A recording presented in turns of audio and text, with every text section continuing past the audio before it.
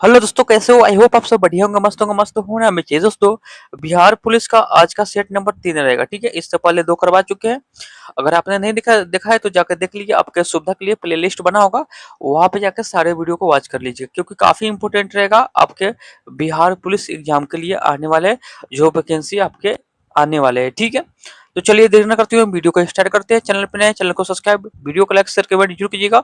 और इसका पीडीएफ की बात करें, हम इसका इसका हम पीडीएफ की बात करें, पीडीएफ आपको टेलीग्राम पे मिलता है, वो भी फ्री मिलता है। तो आप लोग से आग्रह है, रिक्वेस्ट है कि आप लोग सपोर्ट जरूर कीजिएगा, क्योंकि आप लोगों को पीडीएफ जो है फ्री में मिलता है। ठीक है, तो सिंपली वीडियो को लाइक कीजिएगा, चैनल पे नए चैनल को सब्सक्राइब और अपने फ्रेंड मित्र के साथ जरूर शेयर कीजिएगा। ठीक है, तो चलिए देर न करते हुए हम वीडियो को स्टार्ट करते हैं। आइए सबसे प्रथम नंबर क्वेश्चन पर, और आंसर देते चलिएगा, गलत हो या सही। ठीक है, और सबसे फर्स्ट नंबर क्वेश्चन है जो हिंदी का क्वेश्चन है। निम्न में से निम्न में उपसर्ग रहित शब्द कौन सा है? निम्न में उपसर्ग रहित शब्द कौन सा है, बताइएगा। सबसे फर्स्ट नंबर क्वेश्चन का आंसर, निम्न में उपसर्ग रहित शब्द कौन सा है? तो याद रखिएगा, सूखी हो जाएगा। ऑप्शन नंबर ए सूखी हो जाएगा। ठीक है, अगला है अध्यापिका शब्द में प्रत्यय है। 2 नंबर क्वेश्चन है कि अध्यापिका शब्द में प्रत्यय है, बताइएगा दो का आंसर क्या होगा। तो अध्यापिका यानी इका होता है, यानी ऑप्शन नंबर डी होगा इसका राइट आंसर। ठीक है, अगला है दोहा और चौपाई के कैसे छंद है? दोहा और चौपाई कैसे छंद है? दोहा और चौपाई कैसे छंद है, बताइएगा 3 का आंसर क्या होगा। याद रखिएगा, मात्रिक छंद है, ऑप्शन नंबर ए मात्रिक छंद है। ठीक है, अगला है सत्कर्म का संधि विच्छेद, बताइएगा। 4 नंबर क्वेश्चन पाइएगा, सत्कर्म का संधि विच्छेद क्या होगा, बताइएगा 4 का आंसर क्या होगा। याद रखिएगा, सत प्लस कर्म, यानी ऑप्शन नंबर सी होगा, सत प्लस कर्म। अगला है दही बारह में कौन सा समास है? दही बारह में कौन सा समास है? 5 नंबर क्वेश्चन का आंसर बताइएगा, दही बारह में तत्पुरुष समास है, ऑप्शन नंबर ए होगा तत्पुरुष। अगला है घरों पानी पड़ना मुहावरे का सही अर्थ। घरों पानी पड़ना मुहावरे का सही अर्थ क्या होगा, छो का बताइएगा। याद रखिएगा, लज्जित होना, ऑप्शन नंबर बी लज्जित होना, याद रखिएगा। अगला है 7 नंबर क्वेश्चन पर आते हैं, उत्थान का विलोम शब्द बताइएगा। उत्थान का विलोम बताइएगा, 7 का आंसर बताइएगा। उत्थान का क्या होगा, पतन हो जाएगा, ऑप्शन नंबर बी पतन हो जाएगा। ठीक है, आगे डैश पीछे खाई मुहावरे के रिक्त स्थान पर सही शब्द क्या होगा?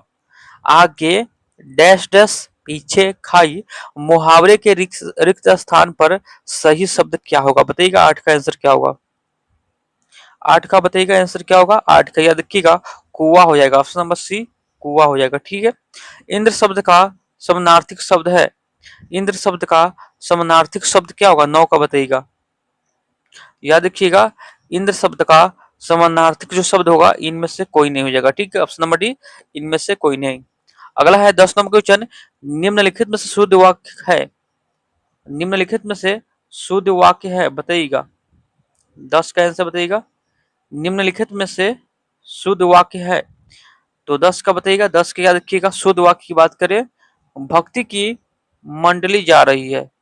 भक्तों की मंडली जा रही है, यहाँ पे ऑप्शन नंबर बी यहाँ पे सही हो जाएगा। अगला है 11 नंबर, निम्नलिखित में से शुद्ध वाक्य चुनिए। निम्नलिखित में से शुद्ध वाक्य चुनिए, कौन होगा? वेदों के 6 अंग माने जाते हैं, ऑप्शन नंबर ए होगा, वेदों को 6 अंग मानते हैं। वेदों को 6 अंग मानते हैं, यानी ऑप्शन नंबर बी यहाँ पे सही हो जाएगा। चलिए अगला क्वेश्चन पर चलते हैं, 12 नंबर क्वेश्चन। चलिए 12 नंबर क्वेश्चन का आंसर बताइएगा क्या होगा।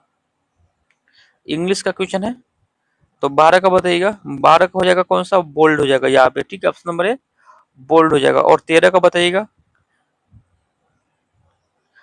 13 का डी हो जाएगा। ठीक है, इनप्रोडक्ट हो जाएगा। ठीक है, यानी ऑप्शन नंबर डी हो जाएगा। चलिए आइएगा 14 नंबर क्वेश्चन पर। चलिए 14 का बताइएगा आंसर क्या होगा। In the flowing question choose the meaning the best suits the given word. चलिए 14 का बताइएगा। चलिए यहाँ पे फाइनली है कि ऐसी कुछ है, तो बताइएगा 14 का आंसर क्या होगा। 14 का डी याद रखिएगा। ठीक है, चलिए आइएगा 15 नंबर क्वेश्चन पर। और आपको पता होना चाहिए कि जीके जीएस का ज्यादा वेटेज रहता है, ज्यादा प्रश्न आता है, ठीक है, जीके जीएस का। आइए पंडा नंबर क्वेश्चन पर आंसर दीजिएगा। पंडा का रिक्स हो जाएगा, ऑप्शन नंबर सी रिक्स हो जाएगा। आइए मैथ का क्वेश्चन आया, निम्नलिखित में से कौन सा व्यंजन एक गुणन, ये सो है आपको गुणनखंड है, बताइएगा। इस 16 का बताइएगा, और 16 का यहाँ पे याद रखिएगा बी हो जाएगा, ठीक है।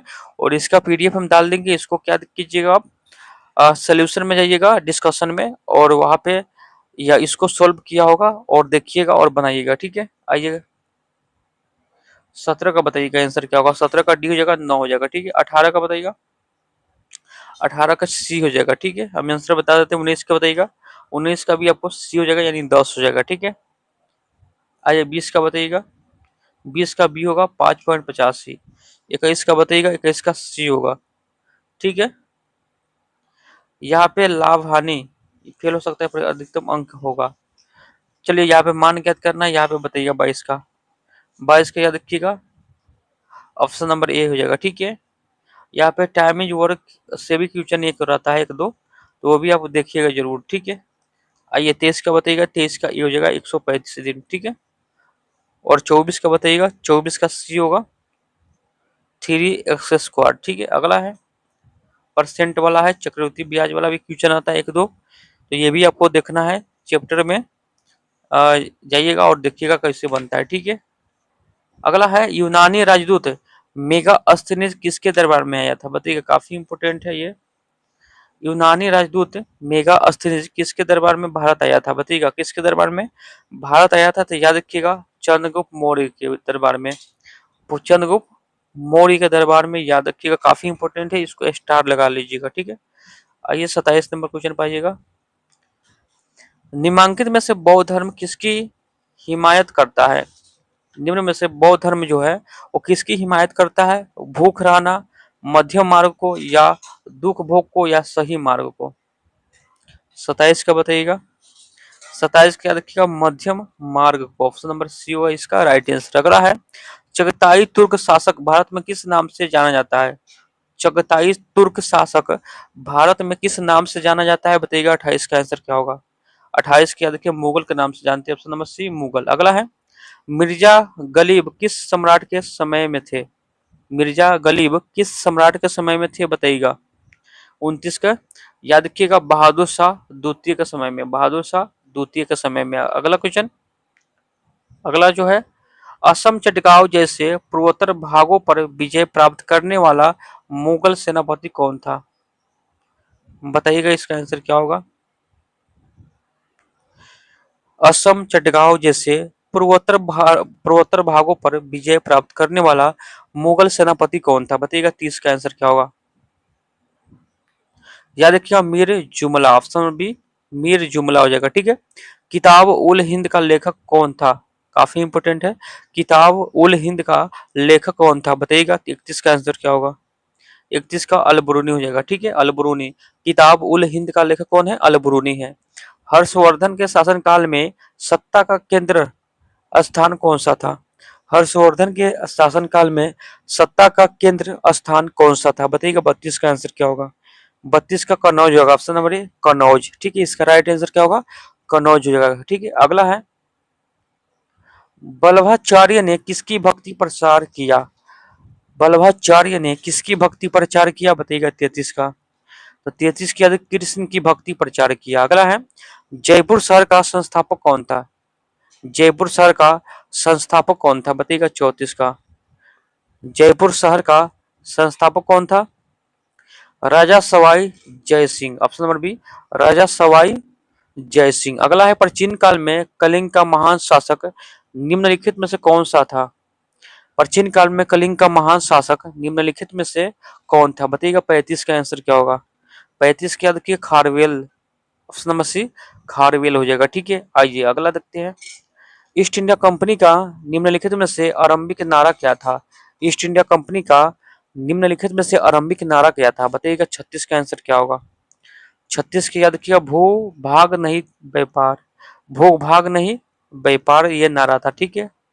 अगला है राष्ट्रकूट साम्राज्य का संस्थापक कौन था, राष्ट्रकूट साम्राज्य का संस्थापक कौन था, बताइएगा। 37 का आंसर क्या होगा, 37 का याद रखिएगा क्या है, दंत दुर्ग, दंत दुर्ग हो जाएगा। ठीक है, आइए अगला मिलान करते हैं यहाँ पे। 38 नंबर क्वेश्चन यहाँ पे मिलान करना है। ठीक है, यहाँ पे है मुगल बादशाह अब विदेश यात्री, यहाँ पे सही सुमेलित है, यहाँ पे कौन सा सही सुमेलित है बताइएगा 38 का। 38 का यहाँ पे ऑप्शन नंबर डी होगा, यही सही सुमेलित है। ठीक है, औरंगजेब मनुची। ठीक है, अगला है 1925 के कानपुर कांग्रेस अधिवेशन के अध्यक्ष कौन है, बताइएगा 1925 के कानपुर कांग्रेस अधिवेशन के अध्यक्ष कौन है, बताइएगा 39 का आंसर क्या होगा। 39 का याद रखिएगा Sarojini Naidu, option number D Sarojini Naidu. अगला है सूची 1 सूची 2 को सुमेलित कीजिए तथा नीचे दिए गए कूट का प्रयोग करके सही उत्तर का आपको चयन करना है। ठीक है, आइए यहाँ पे सूची 1 दिया गया है, यहाँ पे सूची 2 दिया गया है। चलिए मिलान कीजिएगा फटाफट। चलिए यहाँ पे सबसे फर्स्ट नंबर पर है, यानी एक ए नंबर पे है कि दीनबंधु चित्तरंजन दास, ये कौन सा होगा बताइएगा। दीनबंधु चित्तरंजन दास हो जाएगा ये वसंती देवी, वसंती देवी कहाँ है, 4 में है। लाल राजपत राय, ये हो जाएगा राधा देवी। और महात्मा गांधी क्या होगा, कस्तूरबा गांधी। ठीक है, और मोतीलाल नेहरू क्या होगा, स्वरूप रानी। ठीक है, यहाँ पे याद रखिएगा। ठीक है, चलिए यहाँ पे कूट में आपको सही उत्तर का चयन करना है, तो कूट में बताइएगा, कूट में याद रखिएगा ऑप्शन नंबर बी हो जाएगा, याद रखिएगा। ठीक है, एक का 4 था, एक का 4 एक को में है, यानी बी में है, तो यही सही हो जाएगा। ठीक है, सूर्य के प्रकाश को पृथ्वी पर पहुंचने में कितना समय लगता है, सूर्य के प्रकाश को पृथ्वी तर या पृथ्वी पर पहुंचने में कितना समय लगता है, बताइएगा 41 का आंसर क्या होगा। 8 minute 20 second, option number D 8 minute 20 second लगता है। ठीक है, कर्क रेखा भारत के निम्नलिखित प्रांतों में किससे होकर नहीं गुजरता है, कर्क रेखा भारत के निम्नलिखित प्रांतों में किससे होकर नहीं गुजरता है, नहीं गुजरता है तो किसके होकर नहीं गुजरता है, तो याद रखिएगा उत्तर प्रदेश से होकर नहीं गुजरता है, उत्तर प्रदेश से होकर नहीं गुजरता है। ये अगला देखते हैं, निम्नलिखित नदियों में से किस एक से कर्नूल कुआपा नहर निकाली गई, बताइएगा निम्नलिखित नदियों में से किस एक से कुर्नूल कुरप्पा नहर निकाली गई, बताइएगा 43 का आंसर क्या होगा। 43 की याद रखिएगा कौन होगा, 43 का बी हो जाएगा, यानी पेत्रियू, क्या है पेत्रियू। ठीक है, पेत्रियू। ठीक है, अगला देखते हैं, अगला जो है सूर्य के निकटम ग्रह कौन होगा, सूर्य से निकटम ग्रह कौन होगा बताइएगा, सूर्य के निकटम ग्रह कौन होगा, याद रखिएगा बुध हो जाएगा, ऑप्शन नंबर बी बुध हो जाएगा। ठीक है, अगला है वायुमंडलीय संरचना में निम्नलिखित में से किस गैस का सर्वाधिक भाग है, वायुमंडलीय संरचना में निम्नलिखित में से किस गैस का सर्वाधिक भाग है, बताइएगा 45 का आंसर क्या होगा। 45 के नाइट्रोजन का सर्वाधिक भाग है। ठीक है, अगला है भारत की केंद्रीय देशांतर रेखा, बताइएगा काफी इंपोर्टेंट है, भारत की केंद्रीय देशांतर रेखा बताइएगा 46 का, भारत की केंद्रीय देशांतर रेखा, तो याद रखिएगा 82 डिग्री 30 मिनट पूर्वी हो जाएगा, याद रखिएगा ऑप्शन नंबर ए होगा 82 डिग्री 30 मिनट पूर्व। ठीक है, अगला देखते हैं, भारत की सबसे बड़ी खाड़ी बताइएगा, भारत की सबसे बड़ी खाड़ी बताइएगा, भारत की सबसे बड़ी खाड़ी कौन होगा, खंभात की खाड़ी या मत्रार की या बंगाल की खाड़ी या कच्छ की खाड़ी, बताइएगा। चलिए बताइएगा 47 का आंसर क्या होगा, फटाफट कमेंट कीजिएगा। तो 47 की याद रखिएगा कौन हो जाएगा, बंगाल की खाड़ी हो जाएगा, कौन होगा, बंगाल की खाड़ी हो जाएगा, यानी ऑप्शन नंबर डी होगा बंगाल की खाड़ी। ठीक है, हिमालय पर्वत की उत्पत्ति किस काल में हुई थी, हिमालय पर्वत की उत्पत्ति किस काल में हुई थी, बताइएगा 48 का, हिमालय पर्वत की उत्पत्ति हुई थी टर्शियरी काल में हुआ था, ऑप्शन नंबर ए टर्शियरी काल में। तारापुर प्रसिद्ध है, तारापुर प्रसिद्ध है किसके लिए प्रसिद्ध है, तो तारापुर प्रसिद्ध है याद रखिएगा आणविक शक्ति केंद्र के लिए, आणविक शक्ति केंद्र के लिए, ऑप्शन नंबर सी यहाँ पे सही हो जाएगा। अगला है सूची 1 सूची 2 को सुमेलित कीजिए तथा नीचे दिए गए कोट्स के सही उत्तर चयन कीजिए। ये आपको जितने भी झील दिया गया है ये हम आपको कहेंगे स्टार लगा लीजिए, और ये आपको जुबान पे याद होना चाहिए, ठीक है। क्योंकि ये इससे आपको एक न एक क्वेश्चन जरूर आएगा, और देख लीजिएगा जरूर आएगा, ठीक है। चलिए यहाँ पे हम मिलान कर दे, ठीक है। और सबसे पहले क्या है, वुल्लर झील, ये बताइएगा कहाँ पड़ता है, किस राज्य में पड़ता है। यह जो झील है यहाँ पे झील दिया गया है और यहाँ पे राज्य दिया गया है। वुल्लर झील ये कहाँ पड़ता है बताइएगा, फटाफट आंसर दीजिएगा आप लोग। चलिए यहाँ पे हम जूम आउट करते हैं, और यहाँ पे हम स्टार भी लगा देते हैं, ठीक है। जितना मन उतना स्टार लगा लीजिए, काफी इंपोर्टेंट है। वुल्लर झील कहाँ है बताइएगा। तो चलिए बताइएगा भुल्लर झील ये कहाँ होगा बताइएगा। यहाँ पे आपको झील दिया गया, यहाँ पे राज्य दिया गया है, तो भुल्लर झील कहाँ है। तो याद रखिएगा भुल्लर झील आपको जम्मू कश्मीर में है। कहाँ है, जम्मू और कश्मीर में। लोनार झील कहाँ है, तो लोनार झील आपको महाराष्ट्र में पड़ जाएगा, ठीक है। पुलिकट झील कहाँ है, तमिलनाडु में है। पुलिकट झील कहाँ है, तमिलनाडु में है। लोकटक झील कहाँ है, तो मणिपुर में है, ठीक है। आप याद रखिएगा लोकटक झील कहाँ है, मणिपुर में है। लोकटक झील कहाँ है, मणिपुर में है। पुलकट झील कहाँ है, पुलकट झील कहाँ है। चलिए फिर से हम मिलान करते हैं यहाँ पे, क्योंकि ये आपको इम्पोर्टेंट है। भुल्लर झील कहाँ है बताइएगा, जम्मू कश्मीर। भुल्लर झील कहाँ है, जम्मू कश्मीर। लोनार झील कहाँ है बताइएगा, लोनार कहाँ है, तो महाराष्ट्र में है। लोहा, ल से लोहा, म से लोहा, यानी लो से लोहा, म से मारेंगे, मारेंगे हम लोहा से, ठीक है। याद रखिएगा लोनार कहाँ है, लो से लोनार, म से मारेंगे लोहा, मारेंगे यहाँ पे महाराष्ट्र। याद रखिएगा, ठीक है। ऐसे ही करके याद रखिएगा, जैसे भी आपको याद हो जाए याद रखना है। पुलिकट झील कहाँ है, तो पुलिकट झील कहाँ है बताइएगा। पुलिकट झील कहाँ है, तमिलनाडु में है, तमिलनाडु में है। पुलिकट झील कहाँ है, तमिलनाडु में है। पुलिकट झील कहाँ है, तमिलनाडु में, ठीक है। और लोकटक लोकटक झील कहाँ है, मणिपुर में है। यानी लोकटक झील का है, मणिपुर में है। यानी लोकटक यानी लोटा, लोटा हमको छोटा नहीं चाहिए, यानी मिनी नहीं चाहिए हमको, बड़ा चाहिए लोटा, ठीक है। तो ऐसे भी आप याद रखिएगा, ठीक है। चलिए याद रखिएगा, ऐसे कैसे भी करके आपको याद रखना है, ठीक है। क्योंकि ये सब स्टार यहाँ से पूछता है क्वेश्चन। चलिए आगे देखते हैं 51 नंबर क्वेश्चन। वायुमंडल की सबसे निचली परत है बताइएगा, वायुमंडल की सबसे निचली परत बताइएगा।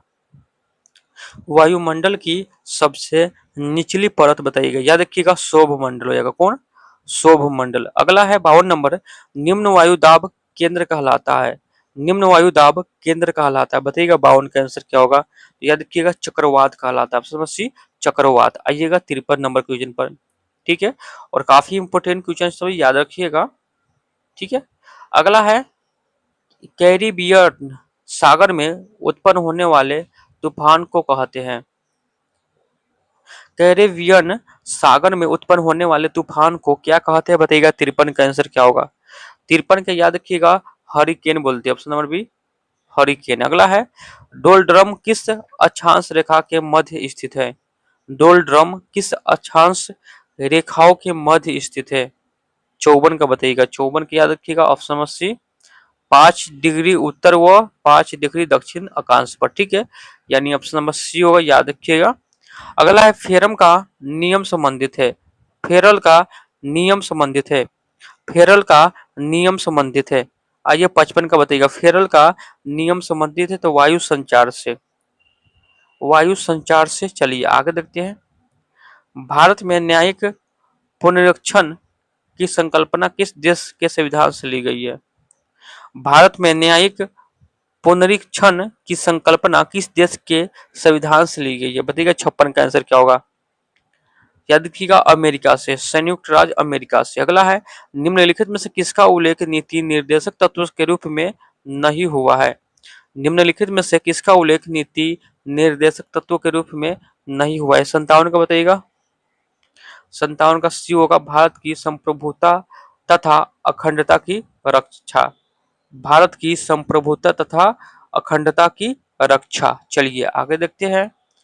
भारत के राष्ट्रपति के चुनाव में निम्नलिखित में से किसका निधन, मतलब किसका विधान नहीं है, निधन बोलते हैं हम, विधान हो जाएगा, ठीक है। भारत के राष्ट्रपति के चुनाव में निम्नलिखित में से किसका विधान नहीं है, बताइएगा 58 का। 58 का याद रखिए, सभी मतों का समान मूल्य।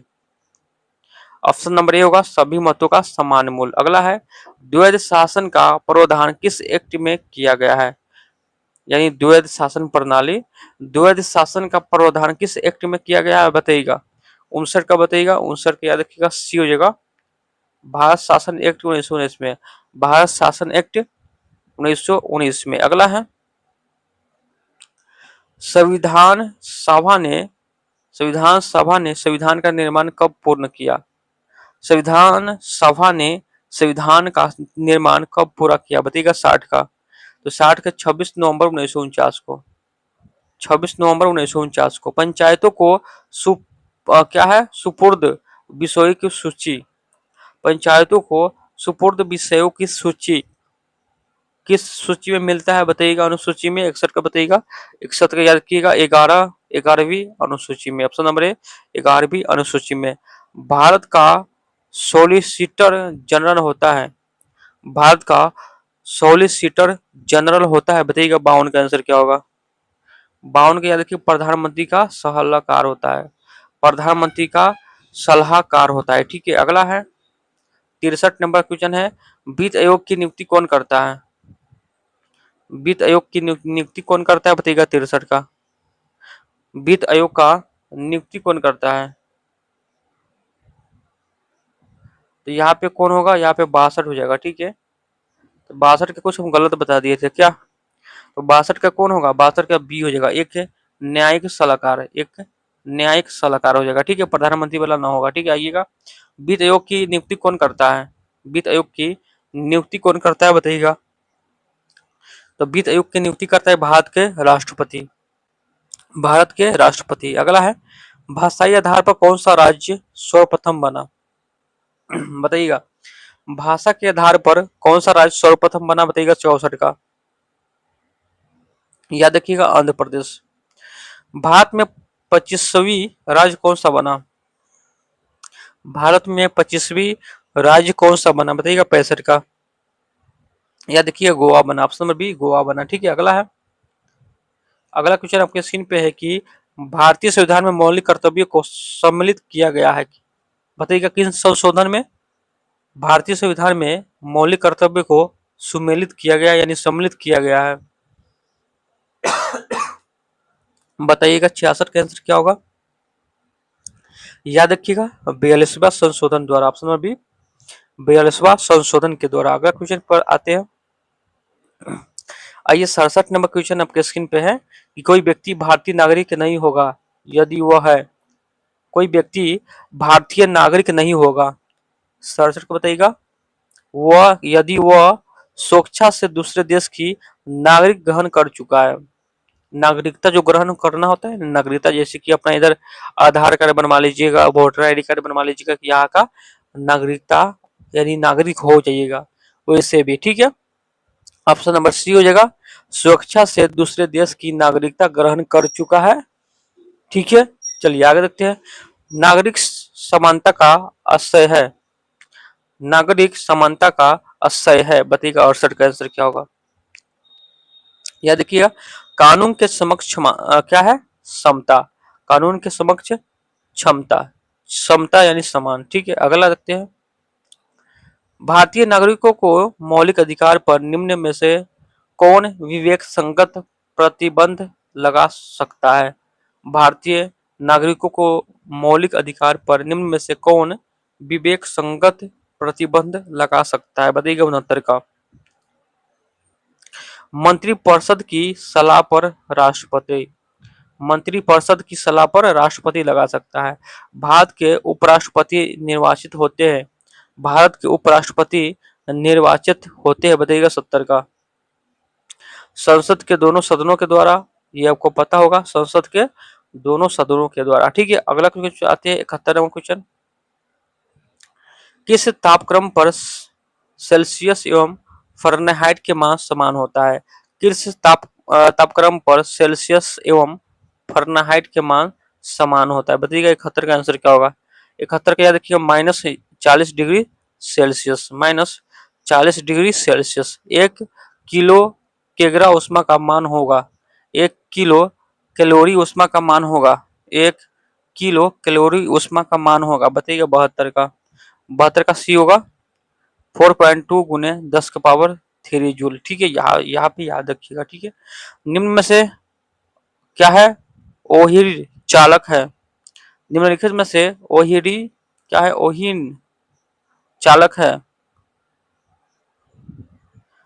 73 का बताइएगा। 73 का याद रखिएगा, ऑप्शन डी होगा कॉन्टेक्टन यानी नियत, यहाँ पे डी हो जाएगा। ठीक है, गतिशील विद्युत आवेश उत्पन्न करता है। गतिशील विद्युत आवेश उत्पन्न करता है, बताइएगा 74 का। याद रखिएगा, दोनों विद्युत तथा चुंबकीय क्षेत्र, दोनों विद्युत तथा चुंबकीय क्षेत्र। एम्पियर घंटा निम्नलिखित में से किसका मात्रक होता है? एम्पियर घंटा निम्नलिखित में से किसका मात्रक होता है? बताइएगा 75 का। याद रखिएगा, आवेश की मात्रा का, आवेश की मात्रा का। ठीक है, थर्मोस्टेट क्या मतलब क्या होता है? थर्मोस्टेट जो होता है वो क्या होता है? बताइएगा थर्मोस्टेट क्या होता है? बताइएगा 76 का आंसर क्या होगा? याद रखिएगा, किसी संकाय का ताप स्थिर रखने का उपकरण होता है। किसी संकाय का ताप स्थिर रखने का उपकरण होता है। द्रव्यमान ऊर्जा समतुल्यता का संबंध E बराबर mc² का प्रतिपादन किससे किया था? बताइएगा, द्रव्यमान ऊर्जा समतुल्यता का संबंध E बराबर mc² प्रतिपादन किसने किया था? बताइएगा 77 का।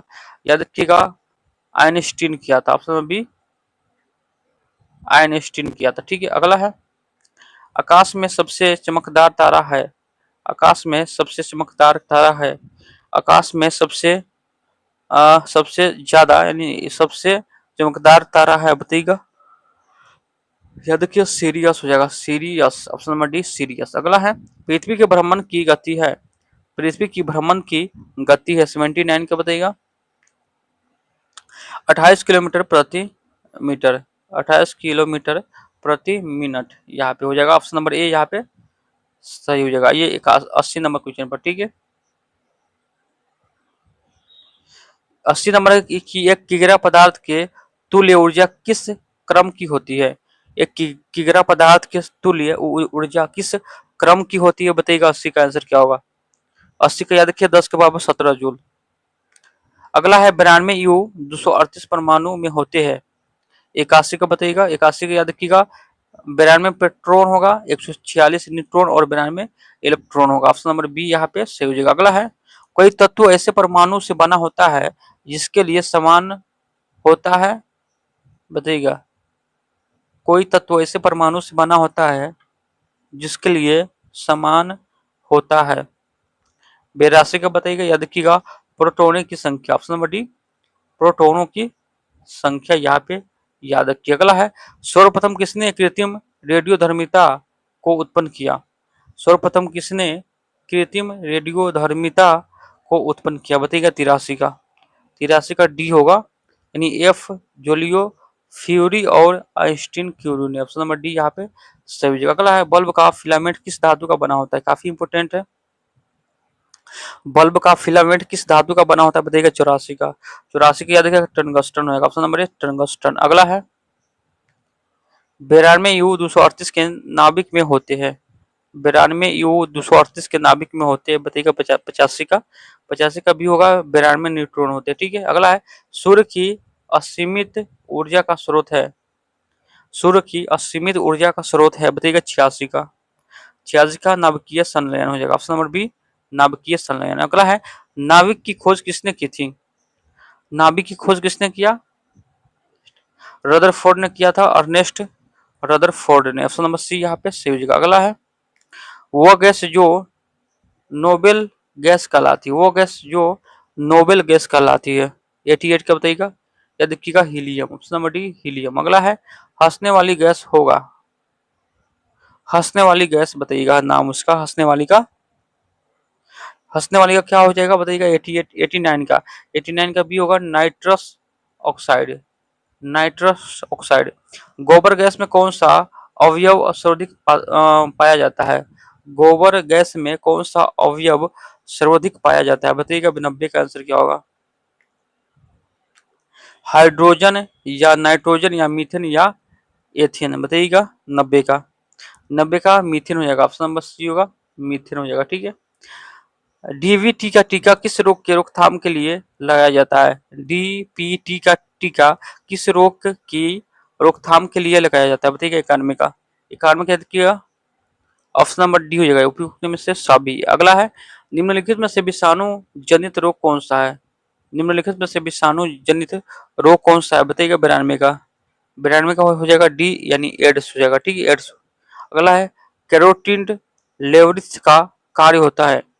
कैरोटिन लेवरिथ का कार्य होता है, बताइएगा। 93 का, याद रखिएगा, इसका जो कार्य होता है वो क्या होता है, इसका कार्य को क्या होता है, उपयुक्त में से कोई नहीं, इसमें नहीं दिया गया है।